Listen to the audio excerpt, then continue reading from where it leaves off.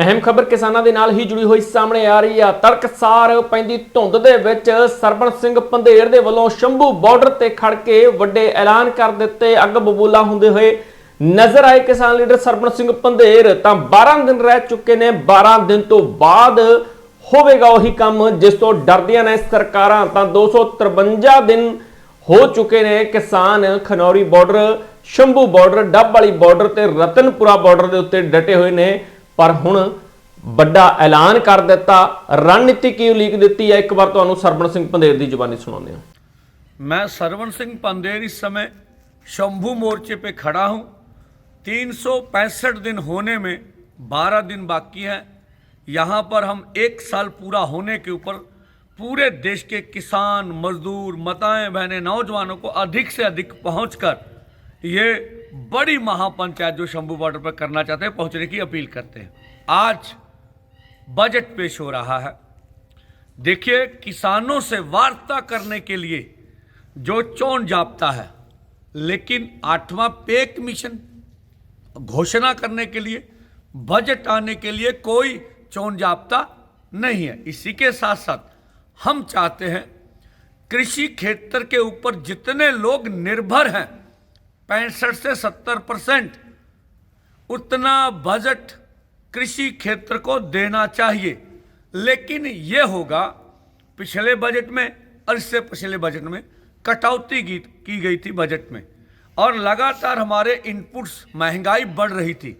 इस बार कोशिश होगी थोड़ा बहुत बजट को बढ़ाकर प्रचार माध्यमों में ये बात बताना कि कृषि क्षेत्र में भी बजट बढ़ा दिया गया।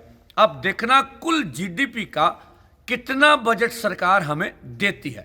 और हम भारत के मध्य वर्ग, निम्न वर्ग, जो आम शहरी है, ग्रामीण है, उनके लिए कहना चाहेंगे कि जो खान पान की चीज़ें यूटिलाइज करते हैं वो आम जिंदगी में उसके ऊपर जीएसटी कम होनी चाहिए। और जो युवा हैं उनको नौकरी के लिए अधिक से अधिक मौके मिलने चाहिए। सरकारी नौकरियां और वाइट कॉलर की नौकरियां कुछ लोगों को मिलते, निम्न स्तर की नौकरियों का बढ़ावा दिया जाना चाहिए, ऐसा हम समझते हैं। लेकिन होगा ऐसा नहीं। प्रचार माध्यमों में गरीब, मध्य वर्ग, कृषि क्षेत्र को, आम लोगों के लिए बजट का प्रचार किया जाएगा भी ये फायदा देगा, लेकिन ये जाएगा बजट कारपोरेट के पक्ष में।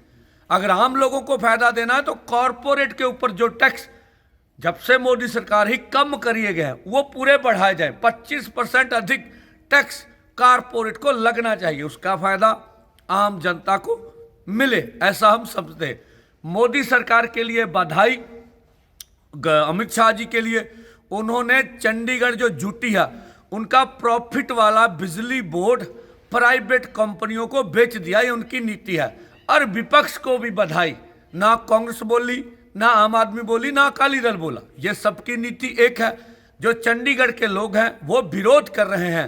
हम किसान बिल्कुल फालतू नहीं, हम आम लोगों की लड़ाई भी लड़ते हैं, हम चंडीगढ़ के लोगों की मुश्किलें समझते हैं। और प्रचार माध्यमों ने छोटी छोटी खबरें छापी, इसकी उनको भी बधाई हो। तो आंदोलन हमारा चल रहा जब तक मांगे नहीं पूरी की जाती। मैं सरवण सिंह पंधेर इस समय शंभू मोर्चे पे खड़ा हूँ। 365 दिन होने में 12 दिन बाकी है।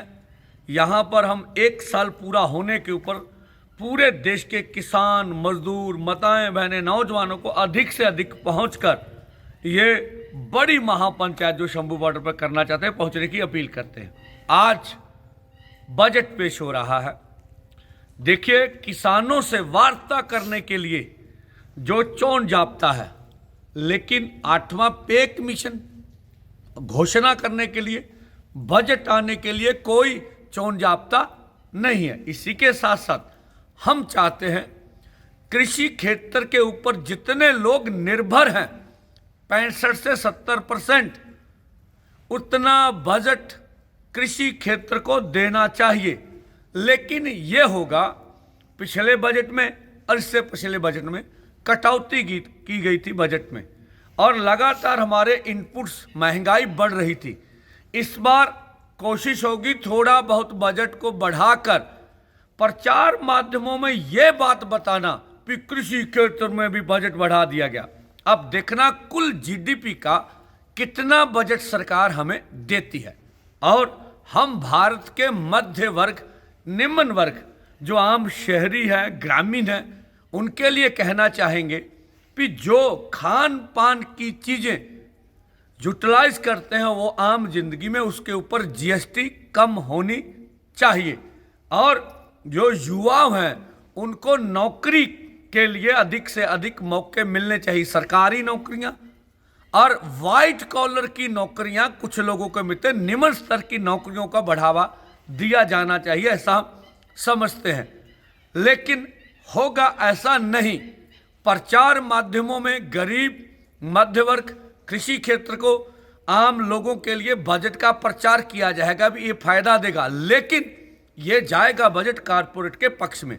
अगर आम लोगों को फायदा देना है तो कॉरपोरेट के ऊपर जो टैक्स जब से मोदी सरकार ही कम करिए गए वो पूरे बढ़ाए जाए। 25% अधिक टैक्स कारपोरेट को लगना चाहिए, उसका फायदा आम जनता को मिले, ऐसा हम समझते हैं।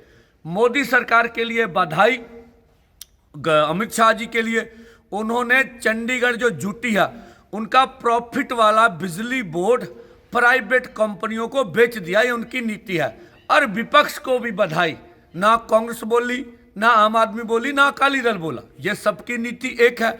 जो चंडीगढ़ के लोग हैं वो विरोध कर रहे हैं। हम किसान बिल्कुल फालतू नहीं, हम आम लोगों की लड़ाई भी लड़ते हैं, हम चंडीगढ़ के लोगों की मुश्किलें समझते हैं। और प्रचार माध्यमों ने छोटी छोटी खबरें छापी, इसकी उनको भी बधाई हो।